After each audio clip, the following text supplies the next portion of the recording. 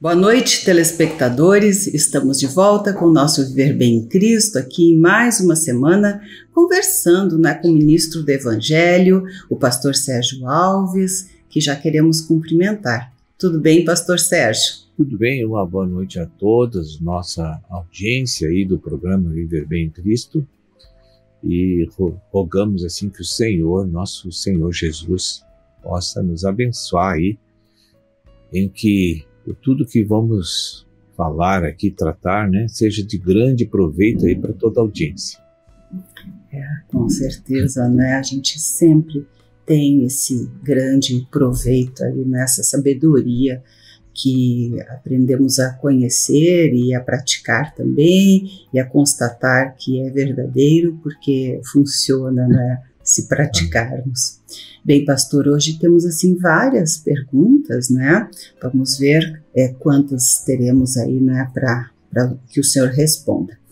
Uma delas é: qual é a extensão da esfera do espírito para que possamos crescer espiritualmente? A vida espiritual de uma pessoa, de um homem natural, começa com a recriação espiritual, quando ela faz uma aliança com Deus por meio de professar uma fé inabalável na pessoa de Jesus como Senhor e Salvador.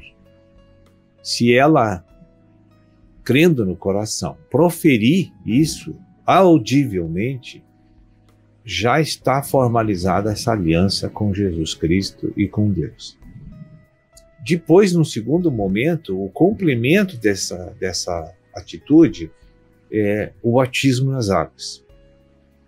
Então, quando essas duas coisas estiverem consumadas, a nível de legalidade judicial da palavra de Deus, essa pessoa ela já passa a ter vida eterna, já passa a desfrutar do perdão de Deus, pela toda a sua vida pregressa de pecado, e retorna a ser filho de Deus novamente. Então aí começa a vida espiritual. Ou seja, só para fazer assim, nós fomos criados, éramos filhos de Deus, e quando viemos para a Terra em forma humana, nos tornamos criaturas, E para voltarmos a ser filhos de Deus e estar realmente sendo transformado pelo Espírito, a perfeição, a pureza do Espírito Divino, precisamos fazer isso. Seria mais ou menos dessa forma? Apenas mais umas coisinhas.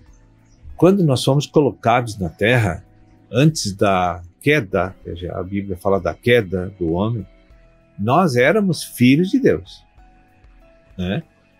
Mas quando ocorreu a queda, que foi a desobediência, que consumou a transgressão, e a transgressão trouxe a condenação do homem, então o homem se retirou da presença de Deus naquele momento. E o homem passou a viver só a sua dimensão da sua alma e da sua carne, do seu corpo. Então ele passou a ser a criatura, como você falou. Sem o Espírito Santo de Deus dentro de si.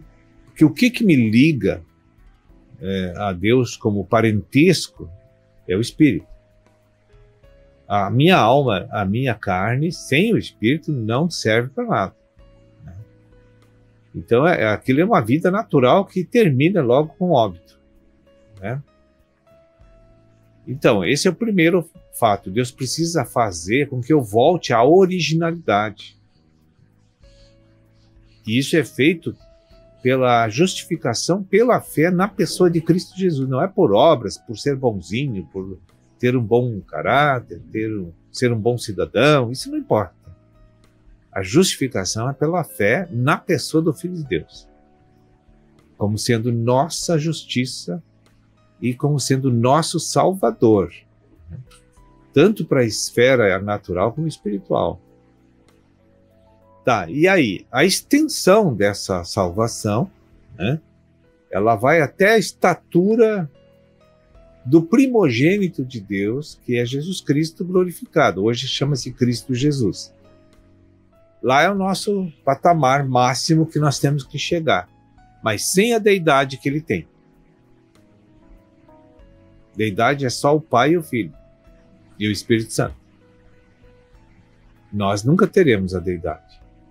Nós seremos espirituais, purificados, chegamos à estatura de Jesus, mas sem os poderes da deidade. Sim. Então seremos sempre dependentes de Deus, como foi o propósito da nossa criação. Certo. Ok. Bem, aí a outra pergunta é: qual é a diferença entre a alma, nossa alma natural legítima do homem, criada por Deus, e a alma como um caráter dominado pelo homem? O senhor já explicou isso de certa forma, né? Mas enfatizando, né, essa diferença da alma legítima do homem, né, criada por Deus, e a alma como um caráter dominado pelo homem, porque nós somos tripartidos, né, corpo, alma e espírito. Veja, enquanto o nosso espírito não se expande, não se desenvolve, nossa alma continua natural. Então a pessoa lá recebe a recriação, tá, para a futura ela está garantida a salvação. Mas para o hoje, para ela desfrutar dessa extensão e chegar a um aperfeiçoamento espiritual, ela tem que se aplicar muito à busca do conhecimento e o investimento da aplicação dessa instrução em vida prática diária. Sim. Conhecimento sem a prática, né? É zero. É zero, né? Nessa era é zero. Sim.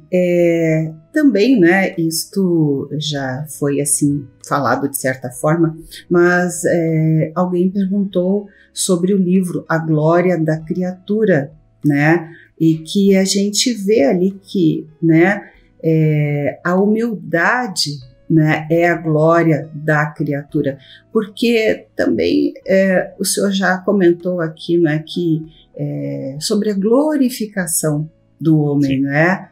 Então essas coisas têm conexão uma com a outra, essa Sim. glorificação com a glória da criatura, né? E por que a humildade é a glória da criatura?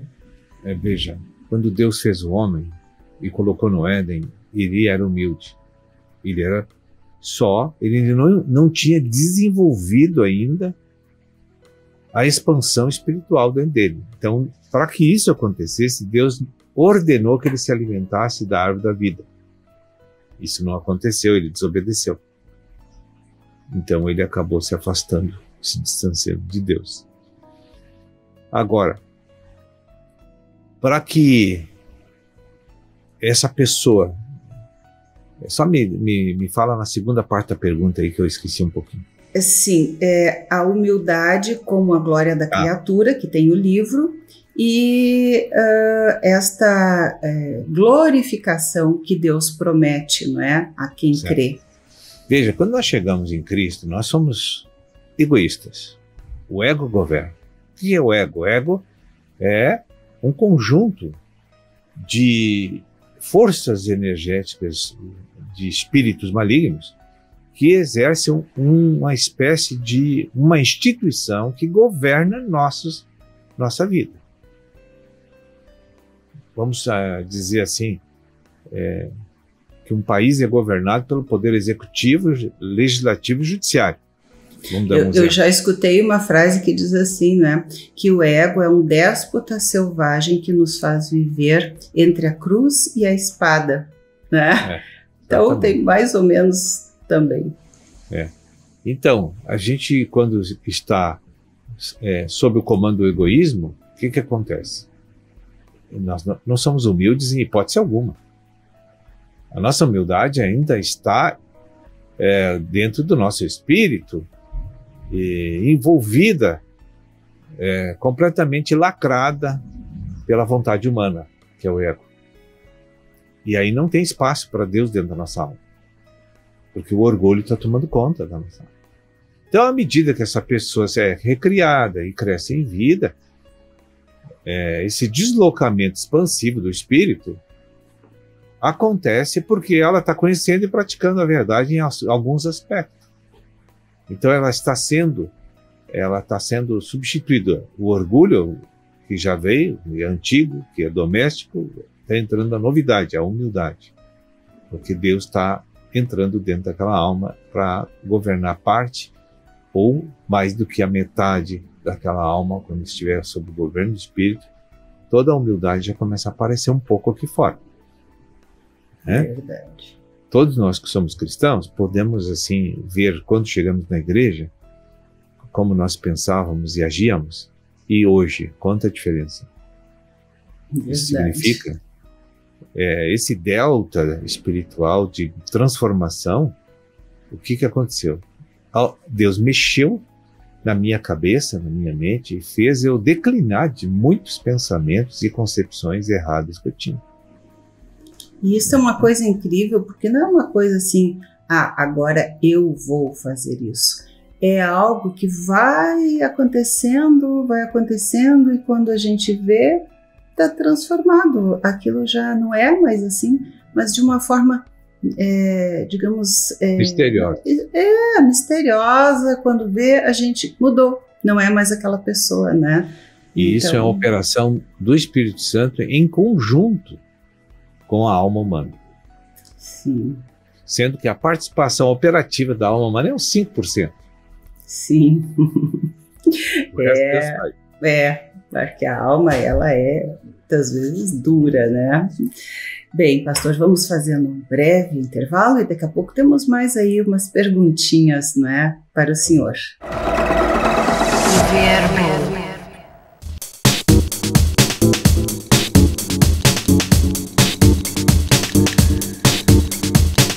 Estamos de volta e agora mais uma pergunta aí, não é para o pastor Sérgio Alves, que diz: por que as escrituras chamam o homem de alma vivente? Sim. O homem sendo tripartido, espírito, alma e corpo, né? Lá em Gênesis, no capítulo 2, no verso 7, explica isso, ele diz: o homem tornou-se alma vivente. Por que isso aconteceu? Isso é uma obra misteriosa também. O homem, a primeira parte do homem que foi criada foi o espírito humano. Foi a primeira coisa. E esse processo de criação não foi na Terra, foi numa dimensão espiritual. Então nós éramos só espírito antes? Só espírito. E não se sabe quantos milhões de anos levou para chegar aqui na Terra, esse espírito. Aí o que Deus fez? Deus tinha um plano. E por isso que ele criou o espírito do homem. Porque Deus não faz nada sem que seja para a consumação do seu plano eterno. Então, a criação do homem teve assim, ela era parte de um planejamento. Né? Que Deus queria um reino na Terra, que é outro planeta, é outra dimensão. Essa aqui é uma dimensão natural, tem gravidade, tem água, tem terra, tem sol, tem lua, tem estrelas. Né? Então, isso aqui é diferente do terceiro céu, onde Deus habita. Onde Deus já reina eternamente, sempre eterno. É algo muito mais amplo. Muito, muito. A gente não tem noção. Né? E lá habitava todos os seres angelicais, né? Querubins, serafins, todos os arcanjos, né? E até hoje. Mas o plano de Deus, além de reinar nessa esfera tão misteriosa que nós não temos alcance, era ter um reino aqui na Terra, na esfera natural. Neste planeta. Neste planeta. Então Deus quer dois reinos, um espiritual somente e um natural com o espiritual junto. Então isso é algo que gera muito prazer para Deus, muita satisfação para Deus. A prova é que ali no livro de Efésios, a Bíblia diz que esse plano é o beneplácito de Deus. É uma palavra assim difícil se você... Sim. Acho que a gente nunca ouviu essa palavra. Quem trouxe essa palavra da dimensão do espiritual foi o apóstolo Paulo. Acho que ninguém tinha visto essa palavra antes. Assim como a palavra igreja também. Então, embora a gente tenha os conceitos dela aqui, Mas hoje a gente sabe que o que é o beneplácito? É a vontade que gera muito prazer para Deus, uma coisa que gera muito prazer e é vontade de Deus aquilo ter. E além de ter, gera muito prazer para Ele. Ou seja, não é o senhor que está dizendo isso, está escrito. Né? Está escrito, Então, aí chegou o momento, não sei quantos milhões ou 1000 anos, aí Deus disse assim, Gênesis 2:7, o homem, Deus pegou o pó da terra, então ele usou o material da terra para fazer o corpo do homem. Então, se você fazer uma decomposição científica, um estudo científico, isso aqui é terra, né? Sim. Só que está numa formatação diferente. Né? Diz que viemos do pó, né, do pó da terra, e voltaremos ao pó da terra. Isso.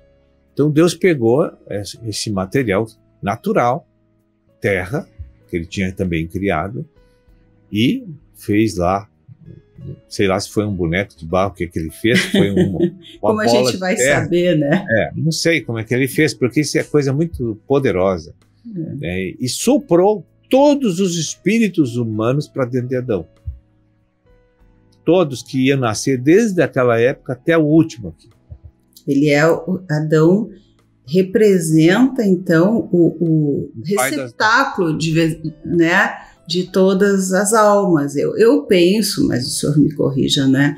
Que é uma fonte que vai gerando todas as almas. Estão partindo, né, dali, né, deste Adão, então, né, todas as almas criadas. Todas as gerações têm a incumbência de jogar para fora todos os numerosos espíritos que foram soprados para dentro de Adão. Está nascendo até hoje.